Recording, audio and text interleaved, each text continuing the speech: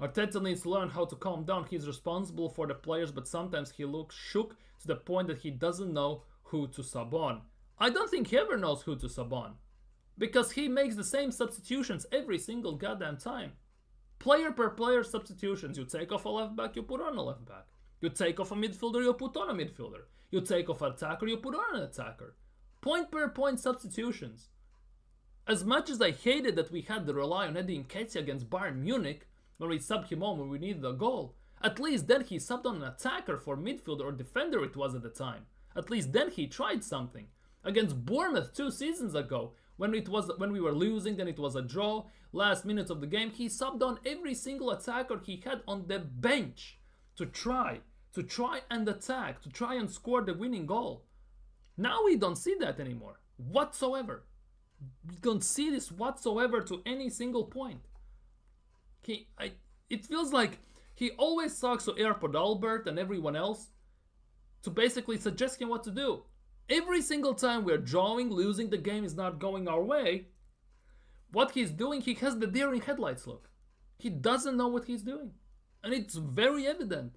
The results, the actions, the movements, the body language, and the players see that as well. They're also panicking. Wouldn't you panic as a player if your manager on the sidelines is landing airplanes at LAX, at anywhere? Like seriously, wouldn't you panic? Indecisions are worse than wrong decision. Exactly, that is the thing. They can't sit on their hands and wait till the end of the season. Well, depends. Genuinely depends. Because this January window stinks of the summer window. Basically where you need to sell to sign. Because Cronkies are not going to give this bum another penny. They don't want to give him another penny. They have given him 750 million. Whose fault is that he hasn't spent it properly? Of course him.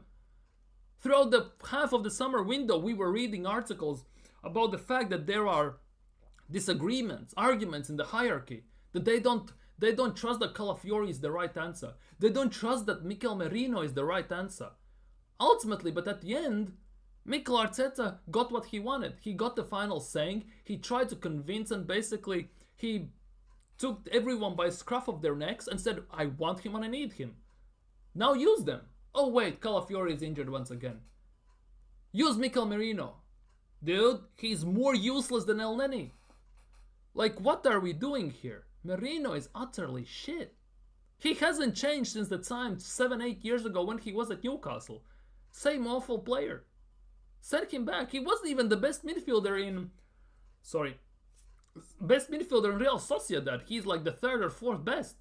After Zubimendi, Brais Mendes, and that Berenet, I forgot his name, but there's another guy who's in midfield, plays number 10 many times. He's the third, fourth best midfielder in Real Sociedad's team even. How can you be the best if you sign basically the scraps of other teams? Havertz, Jesus, Zinchenko? Do I need to keep on going? Genuinely, money wasted left, right, and center. Exactly, and they gave him a new contract, 15 mil a year, second, third best paid manager in the world football. The crazy thing is Havertz is our top goal scorer, tells you everything you need. Exactly. The worst part is Havertz is our top goal scorer. But now think about the fact that what if instead of Havertz we actually had a striker? Because let's be real, all these chances he misses, a proper striker, at least half of them puts in the back of the net. And if that was the case, let's be real, we actually would have been on top of the table. We actually would have been through in FA Cup, in Carabao Cup. We actually would have done properly in Champions League. Because those chances that Havertz misses on consistent basis, more often than not, are game-deciding misses. We have seen this game after game, and nothing has changed. Yet top gunners say we don't need a striker. When Arteta gets asked in an interview, do we need a forward? He says no. Like, what are we doing here? Like, seriously, what the hell are we doing here? Big up Arsenal Manic, big up Ojo, big up my guy. Exactly, it's like deja vu. We have seen this before. It's like that Taylor Swift song. I've seen this film before and I didn't like the ending. And that's the same thing. It was under Arsene Wenger, and it's now the same thing here. We have seen this film, we have seen this unfold before. And did we like the ending? No, we didn't. The whole fan base was toxic. It was basically butting heads. And it's now getting to the same point. At that time, it was Wenger in versus Wenger out. Now it's Arteta in versus Arteta out. It's just a matter of time until it gets to, maybe not to the same extent, but maybe to some extent of the time, then they're gonna basically punch each other up at Emirates. The airplanes are gonna fly over Emirates with banners Arteta out. It's just a matter of time until banners and stuff like that starts to come out. Genuinely, it's just a matter of time. Big up Morgan, big up Aken. I honestly tried, man. It's just so disheartening. Exactly. That is the big thing. That is the big thing. And one of the biggest things I don't think people, top gooners and everyone don't realize, nobody is bigger than the club. Nobody is bigger than the club. Yet they treat Mikel Arteta like he's bigger than anyone else. Mikel Arteta, by this fan base, these top gooners, Arteta sexuals, Arteta only fans and everyone, is more protected than Joe Biden or Donald Trump, the president of the United States. He's more protected. Like, how does that even work? This is the most protected manager in the world.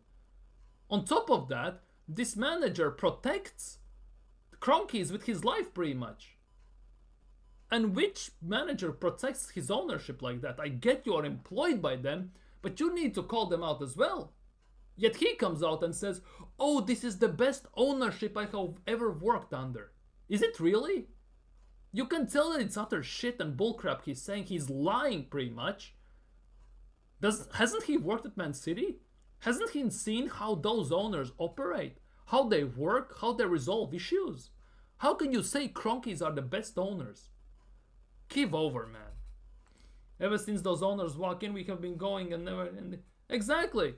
And it's genuinely, it's just like TK said. Big up Morgan again. It's like TK said. It's almost like we've seen this before. It's never-ending circle. It's just we go and go and go until we get back to the same point, just a bit more up the scale, like we were a few years ago. And we are there again. We are slowly getting there. It's not that far off. Yeah, he's not tactically versatile. It's one way. That's it. One way.